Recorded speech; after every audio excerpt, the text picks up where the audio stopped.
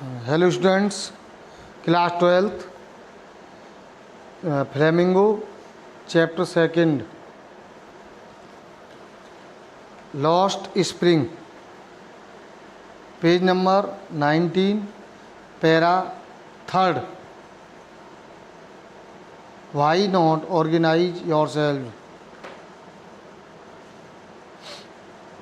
Why not organize yourself into a cooperative? I asked a group of young men who have fallen into the vicious circle of middlemen who trapped their fathers and forefathers.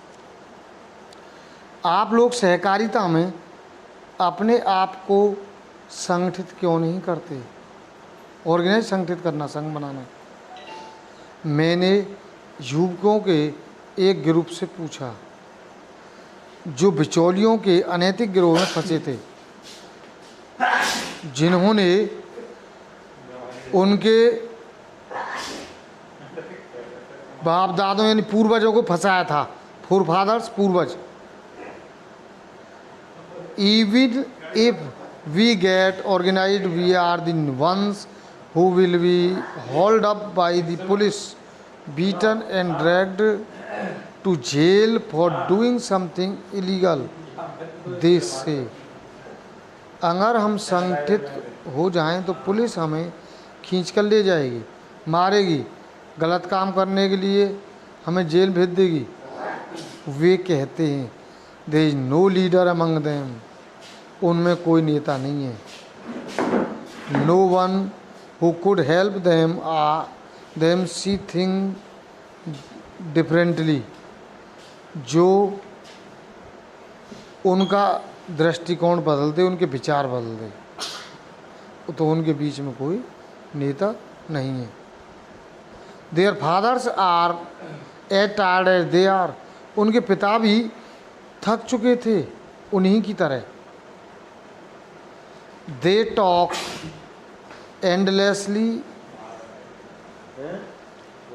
in a spiral that moves from poverty to apathy to greed and to injustice. उनकी कवि ने ख़त्म होने वाली बातें उत्तरोत्तर बढ़ती चली जाती हैं, जो गरीबी से भावहीनता तथा लालच व अन्याय के बारे में चलती रहती हैं। Listening to them, I see two distinct worlds, one of family caught in a web of poverty, burdened by the stigma of caste in which they are born, the other a vicious circle of the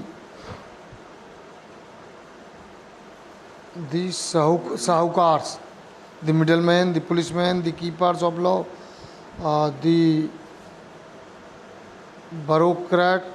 bureaucrats and the politicians. उनकी बातें सुनने के बाद मुझे दो दुनिया साफ दिखाई देती हैं। एक तो ऐसे परिवार की जो गरीबी के जाल में फंसा है, जिसमें वो पैदा हुआ है, उस जाति के कलंक के बोझ से दबा है। दूसरी तरफ साहूकार, बिचौलिए, पुलिस वाले और कानून के रक्षक और सरकारी अधिकारी तथा राजनीतिकों की दुनिया है। यानी एक तरफ गरीब लोग हैं और एक तरफ अमीर लोग हैं। तो ये दो प्रकार का संसार हम देख रहा है लेखक।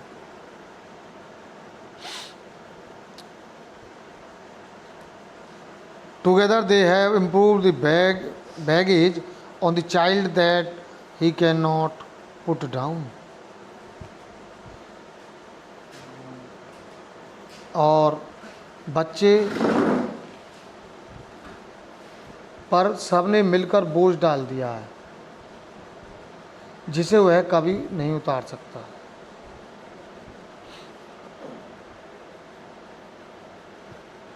Before he is aware, he accepts it as naturally as his father.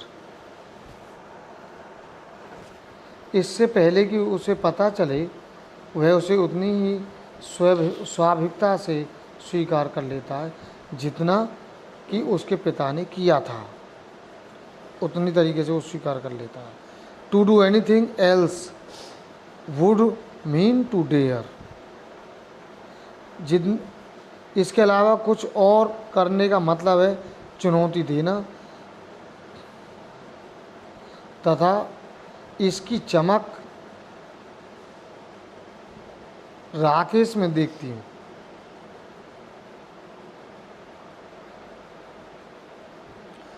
And daring is not part of his growing up.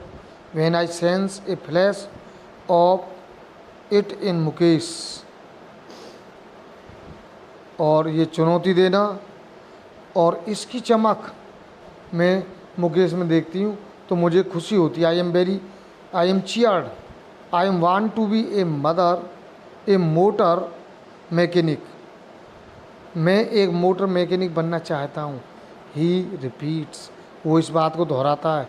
He will go to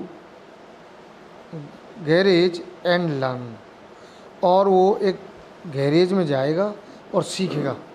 but the garage is long way from his home, परंतु garage का रास्ता उसके घर से बहुत ज़्यादा है। I will walk, पर मैं जाऊंगा। ही इंस्टीड, वो जोड़ देता है। Do you also dream of flying a plane, क्या आप एक जहाज उड़ाने का भी स्वप्न देखते हैं। ही सडनली साइलेंट, तो वो अचानक चुप हो जाता है। No, he says staring at the ground, वो कहता नहीं, और फिर वो धरती की ओर देखता है। In his small murmur there is an embarrassment that has not yet turn in to regret, और इस छोटी बुदबुदाहट के साथ, इस छोटी आवाज़ के साथ वो कुछ परेशान होता है और वो अपने मन को पछतावे में नहीं जाने देता है। He is content to dream of cars that is see hurtling down the streets of his town, few airplanes fly over Firozabad.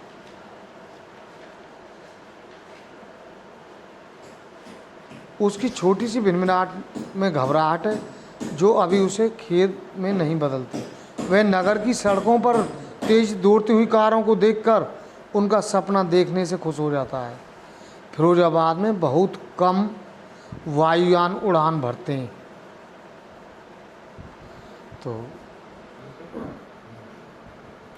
The chapter is complete and read at home well, and tomorrow I will write question answer of this chapter. Thank you.